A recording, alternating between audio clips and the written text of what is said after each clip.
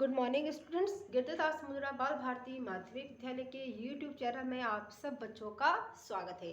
आज हम कक्षा 10 विषय हिंदी में पाठ 16 यतीन्द्र मिश्र जी का नौबत खाने में इबादत के आगे के प्रश्नोत्तर करेंगे। पिछले वीडियो में मैंने यह पाठ पूरा आपको समझा दिया था और इसके कुछ प्रश्नोत्तर भी लिए थे। मैंने 1 से लेकर 4 तक के लिए थे। आज हम उसी के आगे 5 नंबर लेंगे। ठीक है, तो 5 नंबर प्रश्न देखिए। काशी में हो रहे कौन से परिवर्तन बिस्मिल्लाह खां को व्यथित करते थे? कौन से ऐसे परिवर्तन थे जिससे कि बिस्मिल्लाह खां जी बहुत ही दुखी थे? यह देखते हैं हम। काशी की लुप्त होती परंपराएं, वहाँ की परंपराएं लुप्त हो रही थी। वहाँ के अपने तौर तरीके तथा संगीत साहित्य में भी कमी आ गई थी। वहाँ का तौर तरीका, संगीत, साहित्य, उन सब में कमियां आ रही थी। और वहाँ अब हिंदू मुसलमानों में पहले जैसी एकता नहीं रह गई। वहाँ पर पहले हिंदू मुसलमान बहुत ही ज़्यादा एकता रहती थी, लेकिन अब वहाँ क्या हुआ कि यह एकता देखने को नहीं मिलती है। और यह सारे काशी में परिवर्तन बिस्मिल्लाह खां को व्यथित करते हैं। ठीक है, ये 5 नंबर का है। 6 नंबर देखते हैं। पाठ में आए किन प्रसंगों के आधार पर आप कह सकते थे, क्या कह सकते हैं कि हम बिस्मिल्लाह खां मिली जुली संस्कृति के प्रतीक थे? ये 6 नंबर का क है, ध्यान रखिएगा। बिस्मिल्लाह खां मिली जुली संस्कृति के प्रतीक थे, कैसे कह सकते हैं हम? इसके बारे में हम देखते हैं। बिस्मिल्लाह खां का जन्म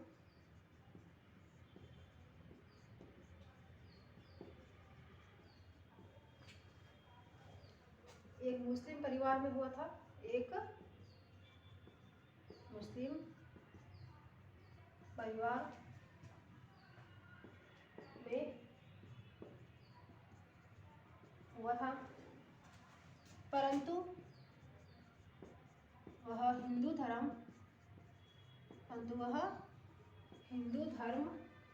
को भी मानते थे, वह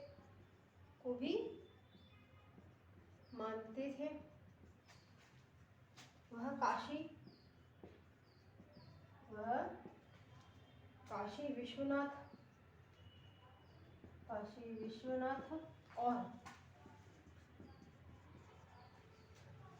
विश्वनाथ और बालाजी को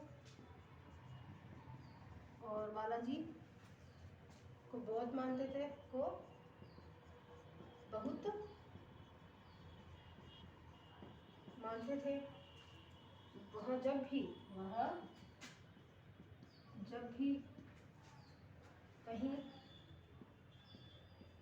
शहनाई बजाते तो काशी विश्वनाथ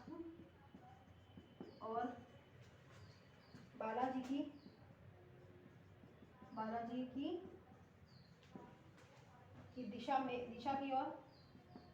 दिशा की ओर मुंह करके ही बजाते थे। ठीक है, एक बार देखिए। बिस्मिल्लाह खां का जन्म एक मुस्लिम परिवार में हुआ था, परंतु वह हिंदू धर्म को भी मानते थे। वह काशी विश्वनाथ और बालाजी को बहुत ज़्यादा मानते थे। वह जब भी कहीं शहनाई बजाते तो काशी विश्वनाथ और बालाजी की दिशा की ओर मुंह करके ही हमेशा शहनाई बजाते थे। तो इससे ये पता चलता है कि वे हिंदू और मुस्लिम संस्कृति के प्रतीक थे। ठीक है, मिली जुली संस्कृति के वे प्रतीक थे। ठीक है, ये क का है। ख का देखते हैं। वे वास्तविक अर्थों में एक सच्चे इंसान थे, इसके बारे में भी हमें बताना है। वे मतलब बिस्मिल्लाह खां, यहाँ पे लिखते हैं हम इसका आंसर। बिस्मिल्लाह खां वास्तविक अर्थों में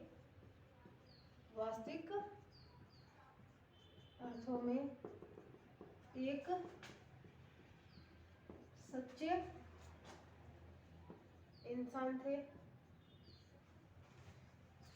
सच्चे इंसान थे। वह किसी एक धर्म से ज्यादा मानवता पर विश्वास करते थे। भारत रत्न से सम्मानित होने के बाद भी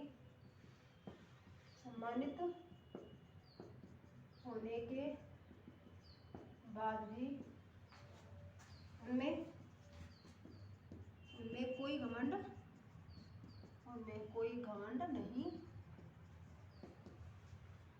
आया।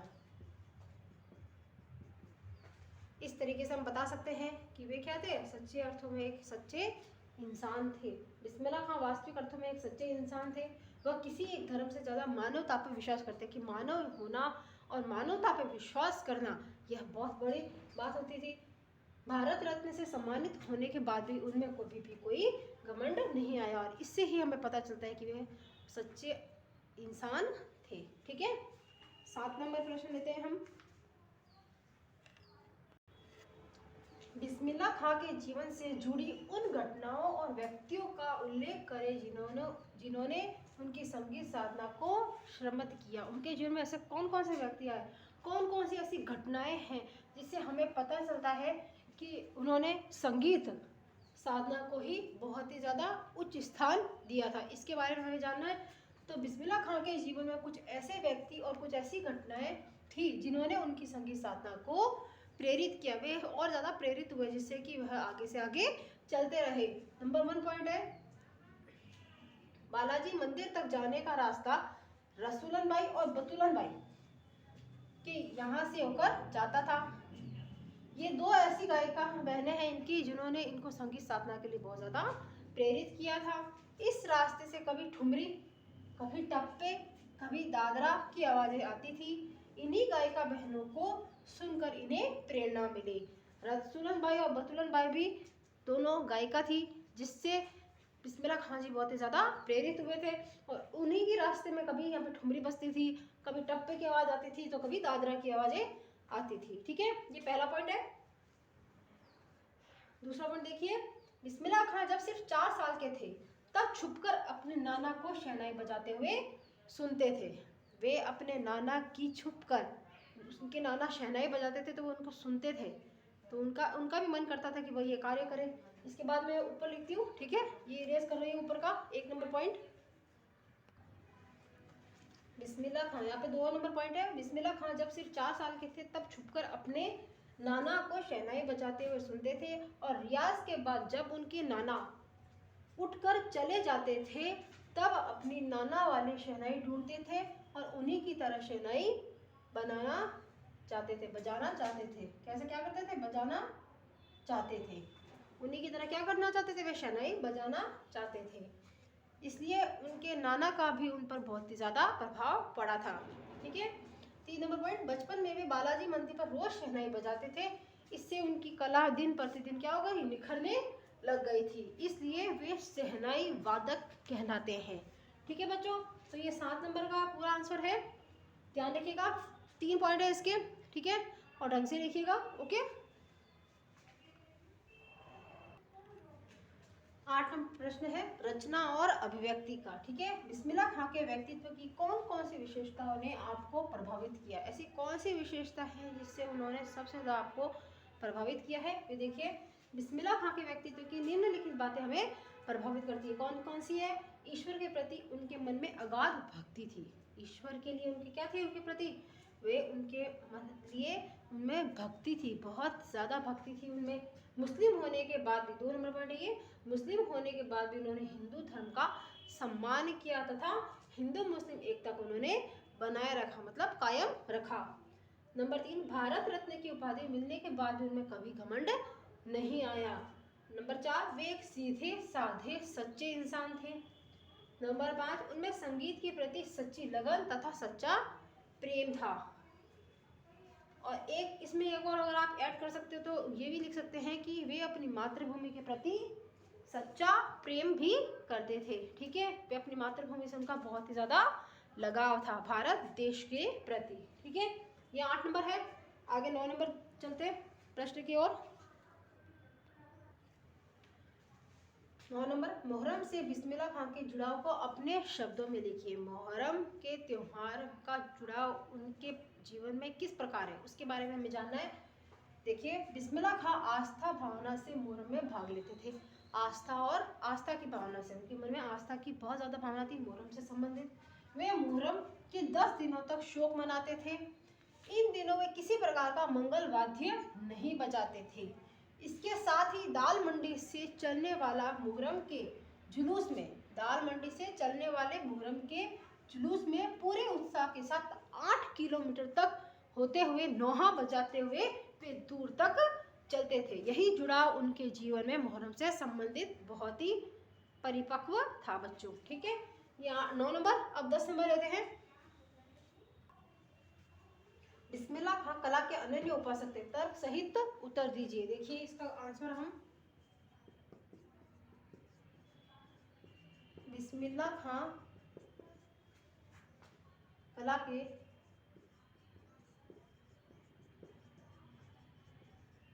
के अनन्य उपासक थे। वे शहनाई बजाने की कला में प्रवीण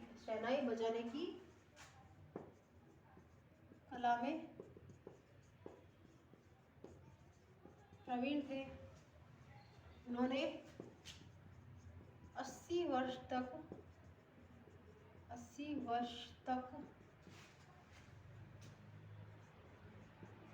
लगातार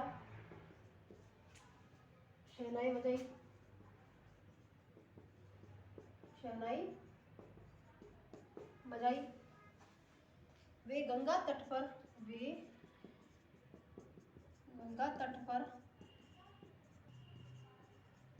बैठकर घंटों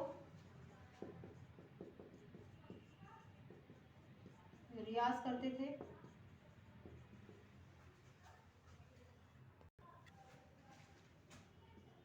ये अपनी कला को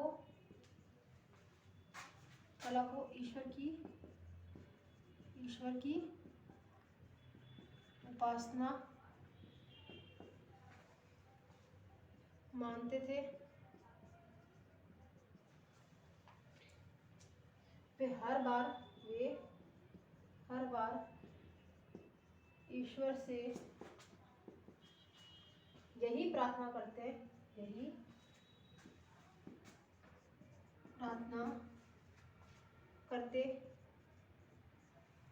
कि उनका सुर हर किसी के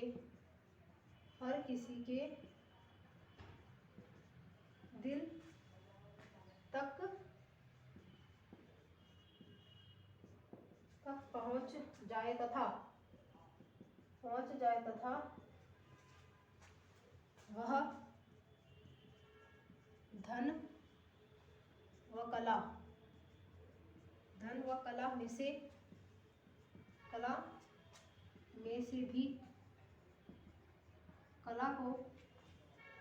कला को ऊंचा स्थान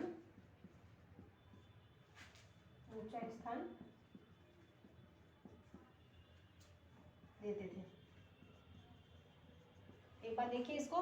बिस्मिल्लाह खां कला के अनन्य उपासक थे। वे शहनाई बजाने की कला में प्रवीण थे। उन्होंने 80 वर्ष तक लगातार शहनाई बजाई। वे गंगा तट पर बैठकर घंटों रियाज करते थे, मतलब कि अभ्यास करते थे। और वे अपनी कला को ईश्वर की उपासना मानते थे। वे हर बार ईश्वर से यही प्रार्थना करते थे कि उनका सुर हर किसी के दिल तक पहुंच जाए तथा वह धन व कला में से भी कला को ऊंचा स्थान देते थे। ओके, तो ये आप ध्यान से लिखिएगा। ये very very important question answer है। आपके नीचे रचना अभिव्यक्ति के तीनों प्रश्न, तीनों ही वेरी वेरी वेरी इंपॉर्टेंट है। ओके, अब आगे हम निकालेंगे भाषा अध्ययन के प्रश्न उत्तर। देखिए, 11 नंबर है, निम्नलिखित मिश्र वाक्यों के उपवाक्य छांटकर भेद भी लिखिए। वाक्य दे रखे हैं आपको। वाक्यों के अंतर्गत हमें मिश्र वाक्य और उनके उपवाक्यों के भेद छांटकर लिखने हैं। ये वाक्य से हमें पता चल जाएगा। मैं बताती हूँ आपको। पहला क है इसमें, यह जरूर है कि शहनाई और डुमराव एक दूसरे के लिए उपयोगी है। इसका क लिख के सीधा उत्तर लिख के सीधा इसका लिखेंगे आप, ठीक है। इसमें यह जरूर है, यह जरूर है, ये क्या है? ये है कौन सा उपवाक्य? प्रधान उपवाक्य। क्या है ये? प्रधान उपवाक्य। ओके, मुख्य चीज आई है। क्या है इसमें? यह जरूर है, मतलब कि ये बहुत ही जरूरी है, ये मुख्य है, ठीक है। इसके अंदर नंबर 1 ये आ गया। सेकंड नंबर, इसमें हमें एक और चीज ढूंढनी है, वो है इसका, ये तो प्रधान उपवाक्य हो गया मिश्र वाक्यों के। ये मिश्र वाक्य है, इनको अलग अलग उपवाक्यों के अंतर्गत हमें देखना है। सरल, संयुक्त और मिश्र 3 वाक्य है, ये मैं आपको पहले बता चुकी हूँ, ठीक है।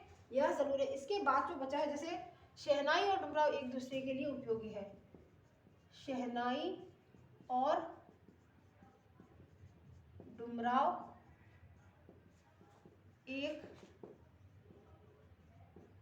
दूसरे के लिए उपयोगी है। ये क्या है? ये है संज्ञा उपवाक्य। क्या है ये? संज्ञा उपवाक्य, ठीक है। उपवाक्यों के भेद छाट के लिखना है तो इसमें संज्ञा उपवाक्य ये क्यों है? शहनाई, शहनाई भी क्या है? शहनाई एक वस्तु है। डुमराव जगह का नाम है। तो इसके आधार पर हमें पता चलता है कि यहाँ पर संज्ञा उपवाक्य है। ओके, ख देखते हैं हम इसका। रीढ़ अंदर से, रीढ़ अंदर से पोली होती है, पोली होती है, जिसके सहारे, जिसके सहारे शहनाई को फूंका जाता है, शहनाई को फूंका जाता है। इसका देखते हैं हम। इसमें उसका उत्तर हम यहाँ लिखेंगे, जैसे हमने ऊपर वाला किया वैसे ही करेंगे। नंबर 1, इसके अंदर सबसे पहले हमें पहली लाइन का देखना है। इसके अंतर्गत क्या है? देखिए, रीढ़ अंदर से पोली होती है, रीढ़ अंदर से पोली होती है। ये क्या है? ये यहाँ पर है प्रधान उपवाक्य। क्या है ये? मुख्य है ये चीज, ठीक है। प्रधान उपवाक्य, ठीक है। दूसरा नंबर इसी में देखते हैं हम। जिसके सहारे शहनाई को फूंका जाता है, जिसके सहारे शहनाई को फूंका जाता है। इसमें क्या होगा? इसे जिसके सहारे शहनाई को फूंका जाता है, इसमें क्या विशेषण आ रहा है? क्या आ रहा है ये? तो ये है विशेषण उपवाक्य, ठीक है। ये 2 गए। ख, क और ख हो गया। ग देखते हैं आगे। रीढ़ नरकट से बनाई जाती है, जो डुमराव में मुख्यतः सोन नदी के किनारों पर पाई जाती है। इसके अंतर्गत हमें देखना है आगे। इसमें आप उत्तर में लिख के नंबर 1 लाइन लिखेंगे, रीढ़ नरकट से बनाई जाती है। ये क्या वाक्य है? ये है प्रधान उपवाक्य। क्या है ये? प्रधान उपवाक्य। ओके, अब है जो डुमराव में, सेकंड नंबर लिख के लिखेंगे, जो डुमराव में मुख्यतः सोन नदी के किनारों, सोन नदी के किनारों पर पाई जाती है। ये है इसमें, जो डुमराव में मुख्यतः सोन नदी के किनारों पर पाई जाती है। इसमें विशेष आ रहा है, विशेषण है, ये विशेषण उपवाक्य, ठीक है। नीचे लिखा है, ये हो गया ग का। घ देखते हैं।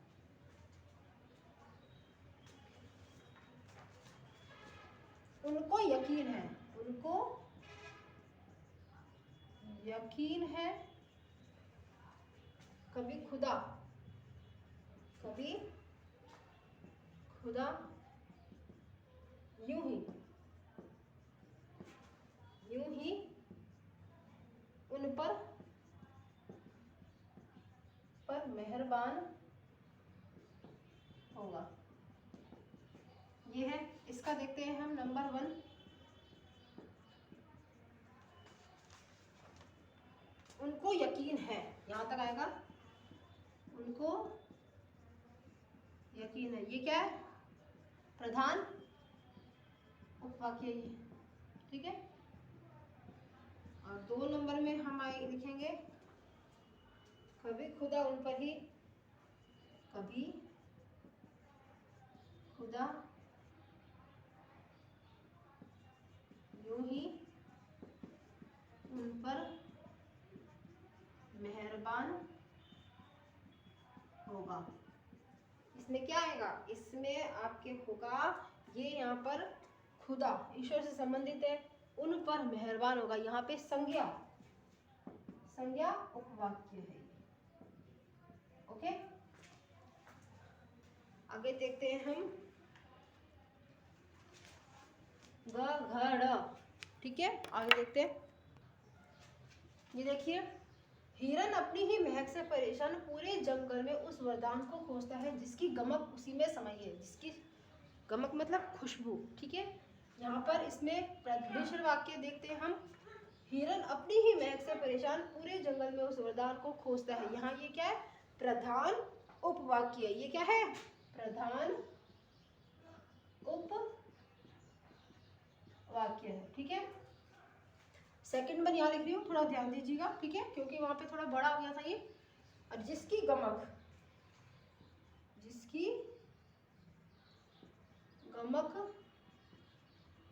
उसी में समाई है। इसका क्या होगा? इसके अंतर्गत आता है, ये भी विशेषण है, तो यहाँ पे विशेषण उपवाक्य, ठीक है। ये है इसका। क्या देखिए, खास साहब की सबसे बड़ी देन हमें यही है कि पूरे 80 वर्ष उन्होंने संगीत को संपूर्णता व एकाधिकार से सीखने की विशिका को अपने भीतर जिंदा रखा। तो यहाँ पर इसके अंदर नंबर 1 आएगा खां साहब। खां साहब की सबसे बड़ी देन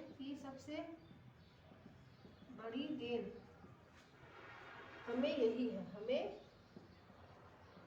है, तो यहाँ पे ये क्या प्रधान उपवाक्य हो गया। ये तो हमेशा बदल से बताया, मुख्य प्रधान उपवाक्य है ये। सेकंड नंबर देखते हैं हम, यहाँ पे ये बहुत ज्यादा बड़ा होगा, तो मैं आपको थोड़ा यहाँ से बता देती हूँ। यहाँ से लिखना आपको, पूरे 80 बरस उन्होंने संगीत को संपूर्णता व एकाधिकार से सीखने की विशा को अपने भीतर जिंदा रखा। यहाँ पे कौन सा ये उपवाक्य है? ये संज्ञा उपवाक्य है। ये दूसरे नंबर पे लिखा जाएगा यहाँ पे, ठीक है। ये 2 नंबर लिख के आप इसके आगे लिख देंगे संज्ञा उपवाक्य। ये ज्यादा बड़ा हो गया है, ठीक है, इसलिए मैंने यहाँ लिखा नहीं है। सेकंड नंबर डाल के आप यहाँ से लेके वहां तक लिख के, जैसे ऊपर मैंने बताया एरो करके आपको इसका नाम लिखना है, संज्ञा उपवाक्य, ठीक है बच्चों। अब हम 12 नंबर प्रश्न पर चलते हैं।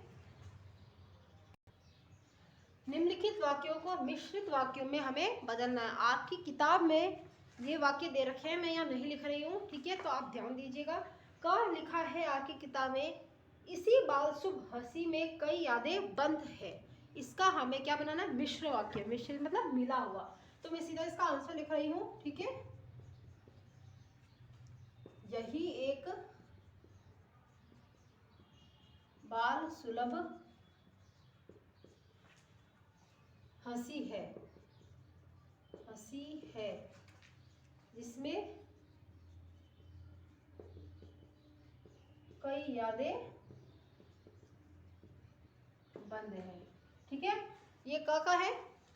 क का क्या है? आपने अपनी किताब में देख लिया होगा, उम्मीद करती हूँ कि इसी बाल सुलभ हंसी में कई यादें बंद है, उसी का मैंने यहाँ पर मिश्रित वाक्य लिखा है। यही एक बाल सुलभ हंसी है जिसमें कई यादें बंद है। ख देखिए, काशी में संगीत आयोजन की एक प्राचीन एवं अद्भुत परंपरा है। ठीक है, इसका हम मिश्र वाक्य लिखेंगे। का देखते हैं हम। काशी में संगीत आयोजन की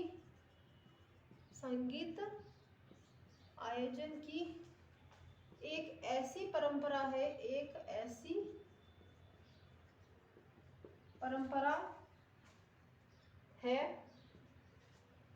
जो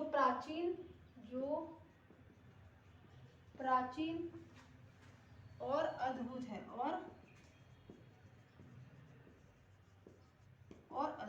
ठीक है, ये खका है। काशी में संगीत आयोजन की एक ऐसी परंपरा है जो प्राचीन और अद्भुत है। ग देखिए इसमें आपके, धत पगली ई भारत रत्न हमको शनैया पे मिला है लुंगिया पे नाही। ये वाला हमें मिश्र वाक्य बनाना है। तो इसमें हम सीधा उत्तर ही लिख रहे हैं, आपको पता है धत। ठीक है, अल्प ये क्या हो गया, विस्मय आदि बोधक चिन्ह। धत पगली यह भारत रत्न हमको शहनैया पे मिला है लुंगिया पे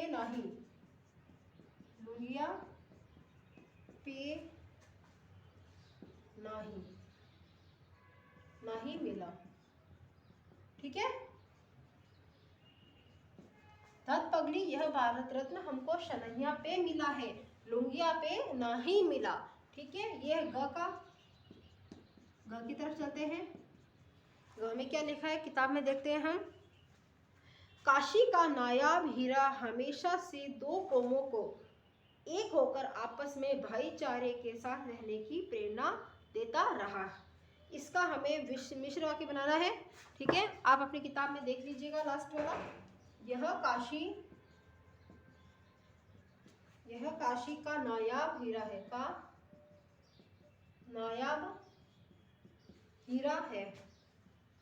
जो हमेशा से दो कौमों को एक होकर आपस में भाईचारे